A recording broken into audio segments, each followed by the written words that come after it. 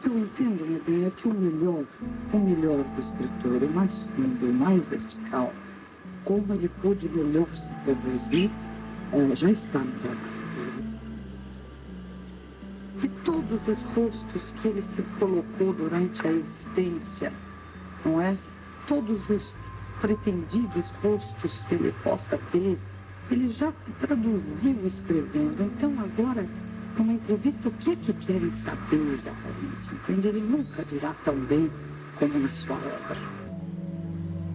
Que a verdade é que o escritor fala de si mesmo, tenta se revelar o mais possível para poder se aproximar dos outros. Eu penso que assim, eu vou mostrando todos os rostos possíveis dentro de mim, passíveis de terem vida, de se dizerem, de se concretizarem, de terem realidade. E fazendo isso, eu procuro me aproximar do rosto de todos os outros, entende? É isso, mais ou menos. Mas é sempre o rosto desse que escreve, desse que se diz, entende? 1000 rostos, 1000 caras desse que escreve.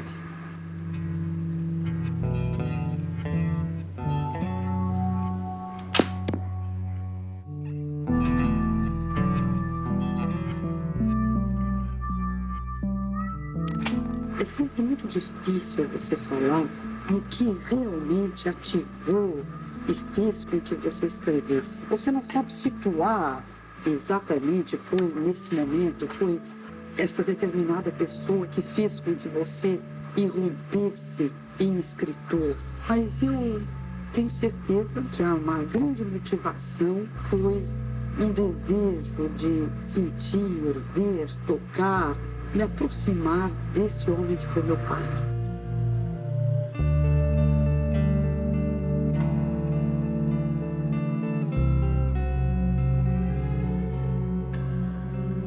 A vida toda eu ouvi falar dele sem realmente poder vê-lo.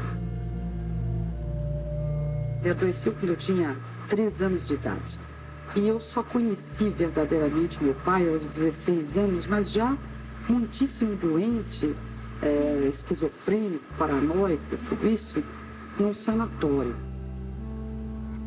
E os relatos da minha mãe a respeito dele, todas essas coisas me impressionaram muito, desde menina, ela contando quem ele era, como ele era.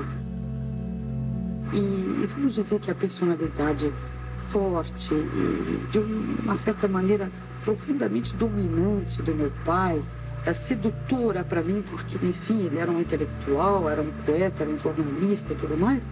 Então, aquele rosto que eu conhecia das fotografias, todo aquele, o que se dizia dele, e isso tudo da loucura também, né, que me ficou um mundo todo fascinante, cheio de seduções e tudo.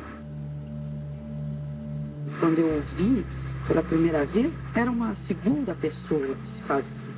E era um homem acabado completamente, né, destruído, em ruínas, entende? Magérrimo, e uma figura tristíssima e terrível e trágica, né?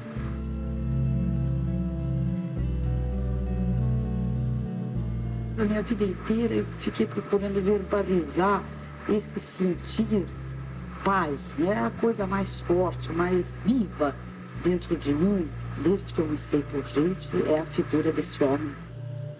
Então eu tenho a impressão que eu procurei esse rosto e todas as outras delicadezas e violências e tudo, em todas as pessoas que eu amei, entende?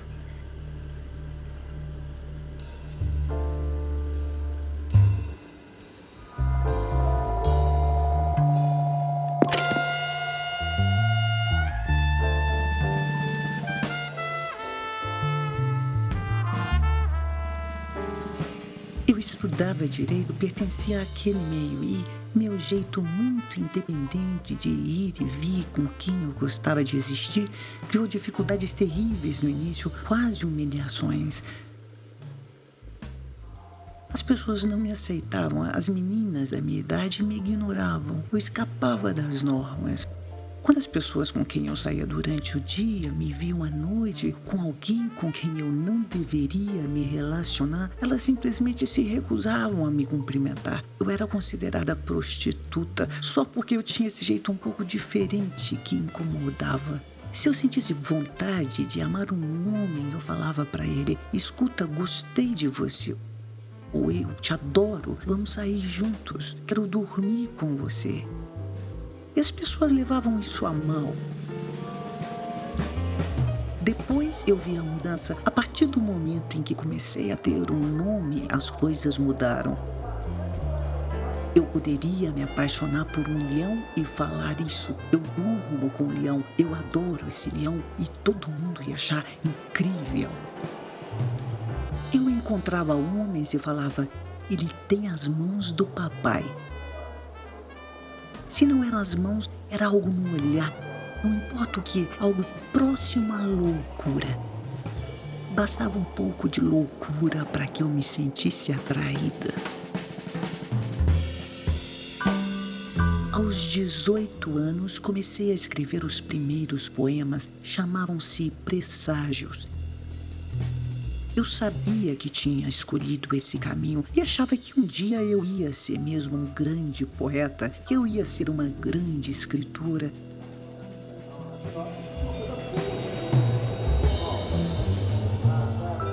Só que eu queria aproveitar a vida, a minha mocidade, o que eu tinha de bonito. Eu não abdicava nunca do que eu realmente desejava e queria.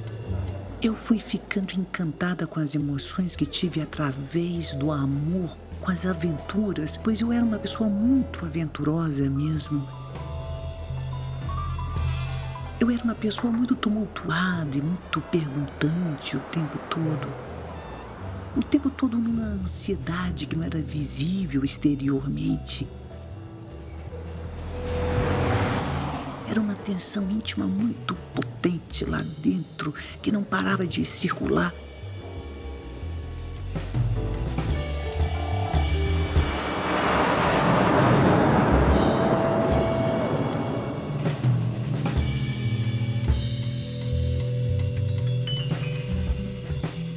Era como se o sangue não ficasse num lado represado, mas corresse em alta velocidade.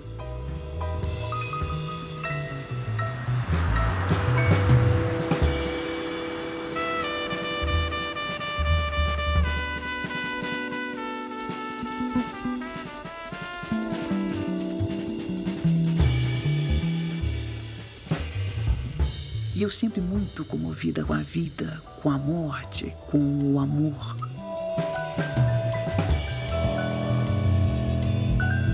Até onde se pode realmente ser livre? Como seria um ser humano totalmente livre, sem nenhuma repressão, sentindo que, no entanto, ele faz parte de um mundo caótico e que milita contra sua liberdade?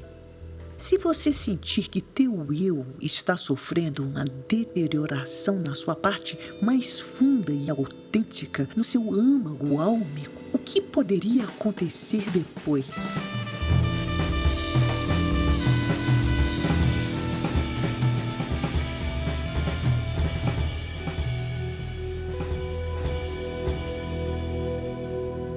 Frenós é o diafragma, a alma, o espírito. E o agonofrenós é a agonia da alma. Uma pessoa que tiver essa hiperlucidez de se compreender livre em um mundo esquizofrênico poderá sobreviver a essa iluminação interior ameaçadora. Começa primeiro com uma inquietação muito grande. Você começa a se sentir desgostoso com seu próprio ambiente, que de repente você vê que está faltando o essencial, entende? Vai sentindo que as conversas já não têm mais sentido, que você gostaria de estar em algum outro lugar. Eu resolvi morar em Campinas, porque em São Paulo a minha vida era muito agitada. Tinha muitos namorados. Então eu não podia trabalhar sossegada. Eu começava a escrever, sempre tinha alguém que interrompia, né? Eu senti que em São Paulo não iria mais poder trabalhar. Com a vida agitada demais, não iria mais ser possível, pelo menos como eu pretendia trabalhar. Acontece que ao mesmo tempo que sentia isso, li carta a El Greco do escritor grego Kazantzakis. E esse homem, esse livro modificaram a minha vida totalmente. Pensei comigo mesmo, vou mudar de vida. Eu tinha criado para mim uma imagem que não era real. Agora é a verdade. Não foi, portanto, uma fuga. Foi só uma volta à minha verdade, à minha realidade. Criticavam não só as túnicas que por praticidade comecei a usar, mas também os pratos de barro em que eu comia. Bem, não importa o que digam os que não compreendem. O Thomas Mann dizia uma coisa bonita. Ele frisava que, para algumas pessoas que escrevem, a vida é um jardim proibido. Mais ou menos foi isso que senti quando resolvi vir para a Casa do Sol exclusivamente para escrever. Meus poemas nascem porque precisam nascer. Nascem do inconformismo, dos desejos de ultrapassar o nada. As emoções sentimentais raramente inspiram a minha poesia, que quase sempre surge de um problema maior, o problema da morte. Morte não no sentido metafísico de tudo quanto possa advir depois de acontecida. O que faz nascer a minha poesia é a não aceitação de que um dia a vida se diluirá e com ela o amor, as emoções do sonho e toda essa força em potencial que vive dentro de nós.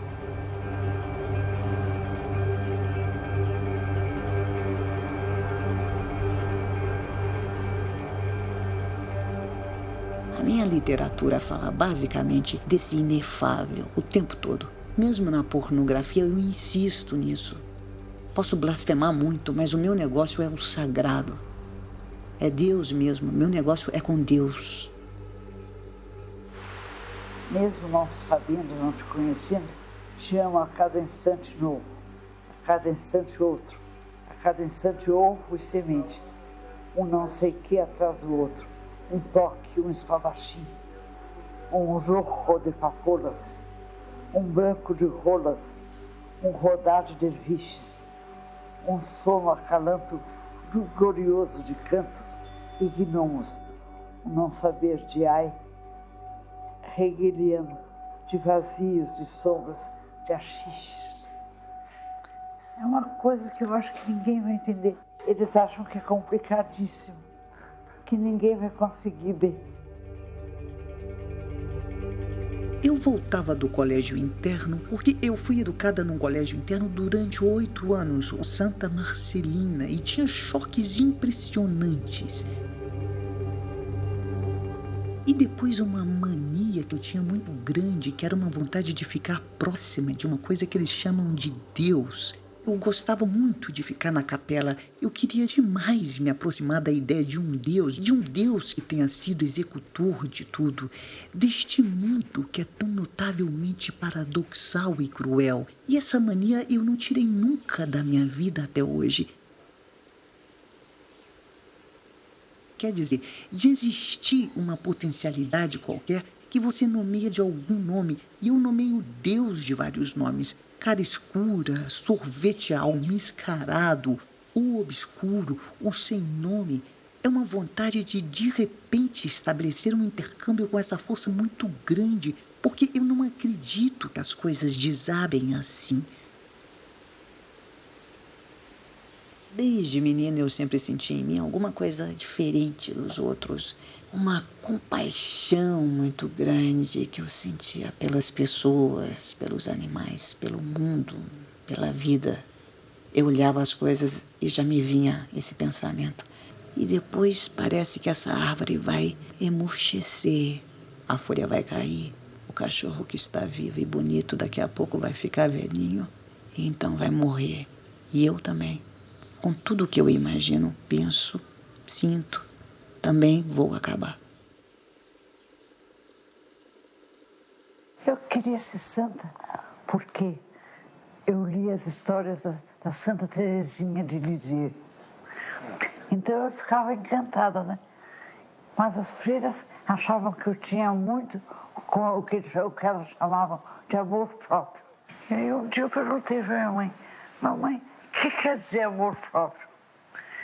É que você é muito orgulhosa, Hilda. Você tem que sempre abaixar a cabeça quando as freiras falam. Aí eu falei: mas eu só abaixo a cabeça diante de Deus.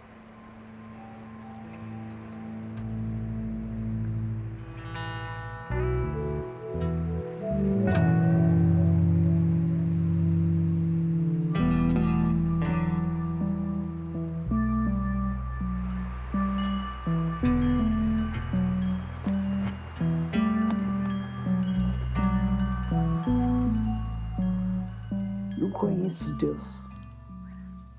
Eu sei que Ele existe, mas eu não conheço. Graças a Deus eu nunca vi Deus.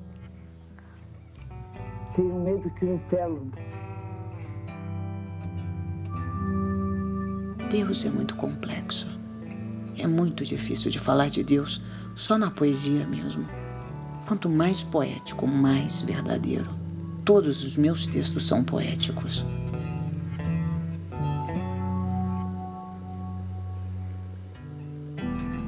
Tenho o vício da leitura. Fora o cigarro de que gosto muito, eu posso ler 10 horas seguidas.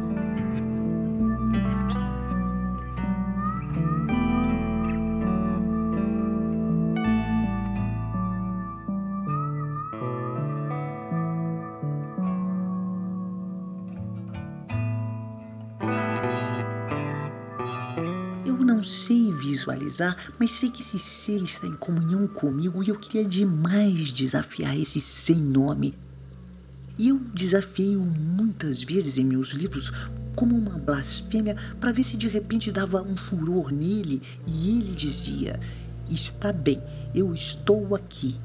Ou seja o que for, surgisse qualquer luz impressionante, qualquer coisa que me pudesse dar pelo menos uma explicação de algum ato mínimo da minha vida, pois eu não compreendo mesmo nada. Por isso minha última novela chama-se Com os Meus Olhos de Cão, porque no fundo, por mais que você leia, estude, pense, crie e tenha lucidez, você olha o mundo com os olhos de um cão, com o mesmo olhar assim apalermado, meio aguado, como os animais te olham.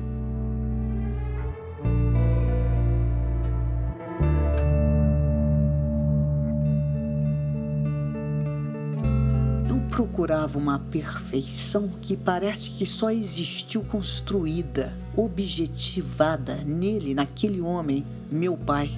Eu queria viver sempre em paixão. Isso pode custar anos de vida, esse viver unicamente em função da paixão, assim como uma corda esticada prestes a se romper, enquanto a vida cotidiana, a vida doméstica, é uma coisa insuportável.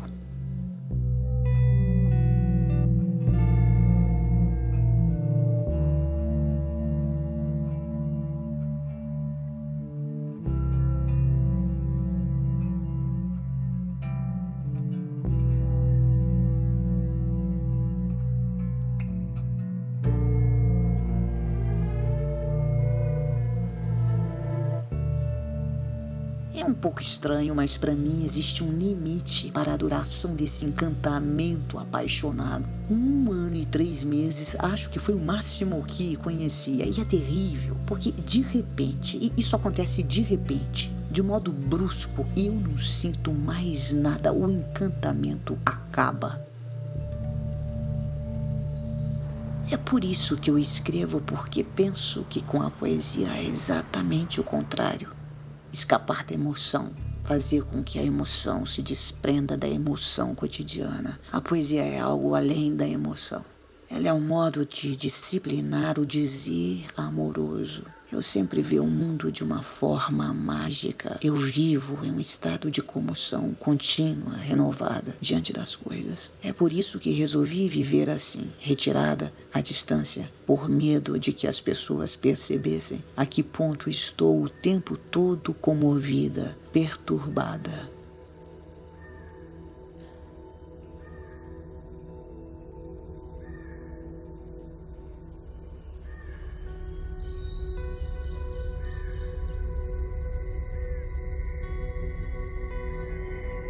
Vi primeiro como se fosse uma lua alaranjada com luzes amarelas e vermelhas. Era lua e não era. Andei 6 metros e aquela coisa que parecia a lua se metamorfoseou num disco voador. Uma pirâmide em cima com luzes amarelas e vermelhas embaixo. Fiquei olhando para aquilo, o coração disparado. Era do tamanho da minha casa. Antes de o disco desaparecer, ficou envolto numa luz de mercúrio. Tudo sem nenhum barulho.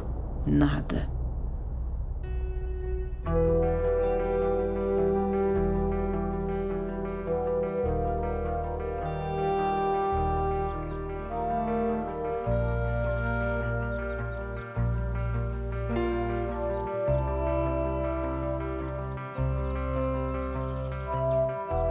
Todo mundo que escreve, principalmente a poesia, os textos poéticos, todo mundo acredita na inspiração.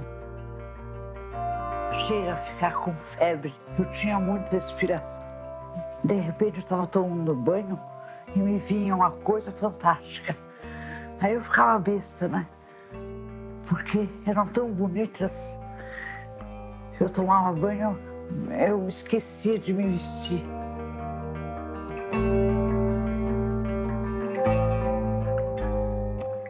Eu não sou uma pessoa que senta e diz: eu agora vou escrever esse texto, entende? Que me preparo e pego os papéis, nada. Então eu sento, começo a tentar uma ligação com qualquer coisa que eu não sei denominar. Mas é uma coisa invisível para mim, que eu não vi, não toquei, eu não sei o que é. E de repente começa a vir, a aparecer. Ernest Becker, que escreveu A Negação da Morte, ele sempre fala que o homem tem um medo terrível de falar sobre o eu, por exemplo. Você vê a situação do ânus. Ele está num lugar que é absolutamente assim, o mais recôndito possível. É para jamais ser visto. E o homem jamais poderá ser dono de si próprio inteiramente próximo da divindade, enquanto ele estiver consciente de que ele tem um ânus, entende? É o homem que eu mais admiro como escritor.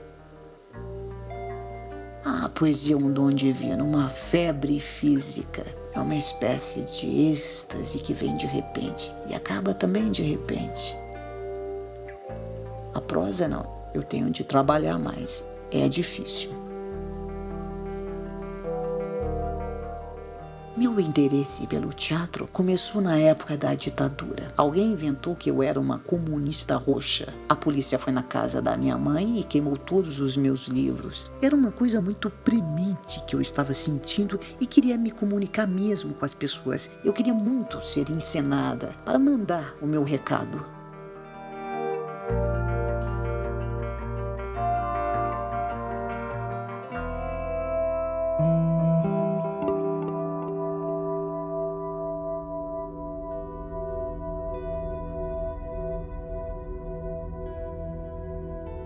Isso é muito bom, só que ninguém vai ler, porque você escreve como se estivesse drogado o tempo todo. Foi isso o que o editor falou. Quando me perguntam por que escrevo dessa forma que as pessoas não entendem, e porque é tão complexo tudo, então eu digo, mas meu Deus, é o processo da vida que é tão complexo. Eu não sei fazer coisas normais. Por isso que todo mundo dizia que não entendia, né? Todos os meus textos se resumem a este tipo de proposta. Uma sequência de instantâneos, uma sequência de flashes, como se eu estivesse fotografando a visão que tenho do outro, minha visão sobre você. E meus textos reunidos só têm uma ambição: revelar ao outro que ele pode ser muito mais e pode ser ele mesmo, com uma liberdade total de qualquer tipo de repressão política, econômica, sexual, religiosa, psicológica, etc.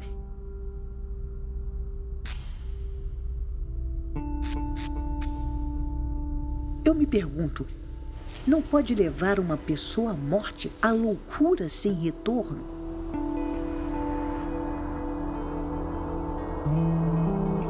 Será que alguém terá coragem de tirar todas as máscaras e existir com o rosto nu e suportar a sua humanidade diante de um destino tão opressor à sua volta?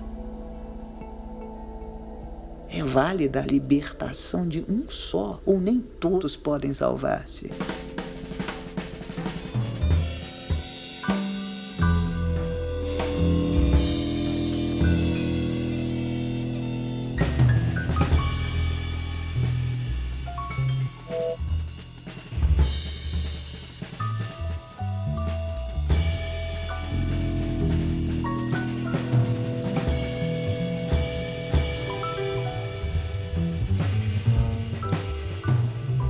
As pessoas acham a Lori Lambe absolutamente repugnante.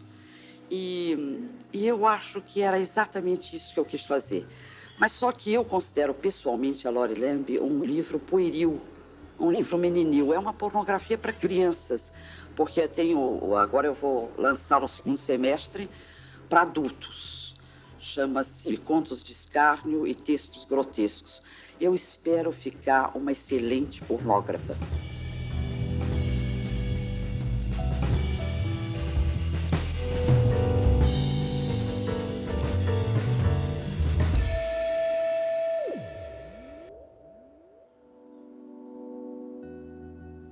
Eu comecei com a experiência de falar com os mortos há 3 anos, mas há 27 anos leio, medito, penso sobre o homem, a morte, o ódio, etc. Acho que a minha criação literária e as minhas fitas coincidem num ponto, justamente naquele da urgência de comunicar ao outro.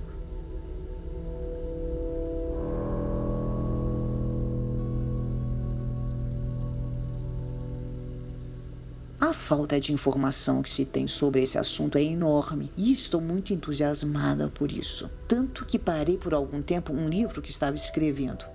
Achei que o fato de meu livro demorar para sair não tem muita importância, pois penso que ninguém está desesperado para lê-lo. Mas se falo disso com algumas pessoas ou tento falar, o mais provável é que em troca elas me deem uma camisa de força. Isso para mim não tem muito significado, pois de há muito já estou sendo rotulada de absolutamente delirante por causa de meus textos em prosa.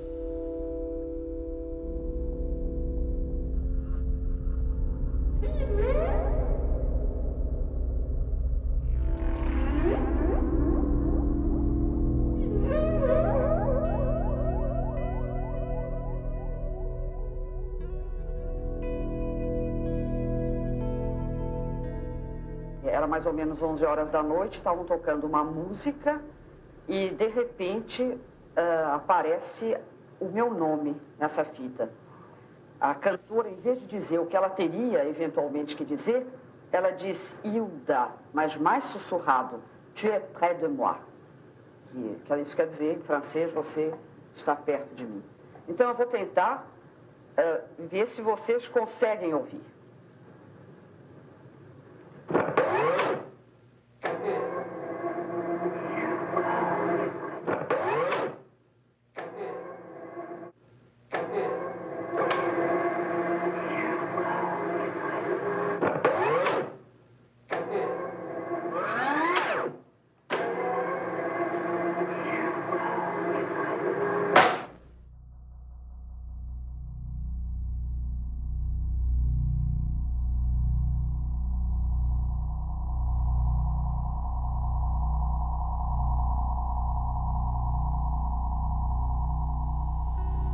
Na velhice a gente fica acanhada, tem mais consciência do ridículo. Mas tudo isso eu já experimentei antes de ser velha. Aos 40 anos, me apaixonei por um jovem de 18 anos. O nome dele é Mora Fuentes. Baseada nessa paixão, eu escrevi Águida, uma personagem que pressentia a velhice diante de um homem mais jovem. Agora que eu tenho pavor dessa coisa de perder os dentes, que eu associo muito à ideia da morte, são deslumbrantes as vantagens de ser banguela. O chato é que a gente não pode rir nunca. Não sei nada sobre a minha obra, só sei que a escrevi. Durante 50 anos pude escrever tudo o que queria escrever. Nunca parei, apesar de dizerem que ninguém lia. Um dia parei e já tinha escrito tudo. Não sou espírita nem adepta de nenhuma religião específica. Acredito na vida depois da morte e na reencarnação. Acredito na alma, em espíritos que podem nos proteger, em santos e anjos. Acredito na existência de outras dimensões, em discos voadores e na física quântica, que um dia vai explicar todos esses fenômenos. Eu acredito na vida eterna. Eu às vezes penso que quando chegar em Marduk, um planeta que está encostado na Terra em N dimensões, onde estão fazendo transcomunicação, não sei se vou encontrar o papai com a mamãe.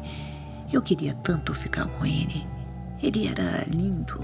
Minha mãe adorava o meu pai. E eu também, entende?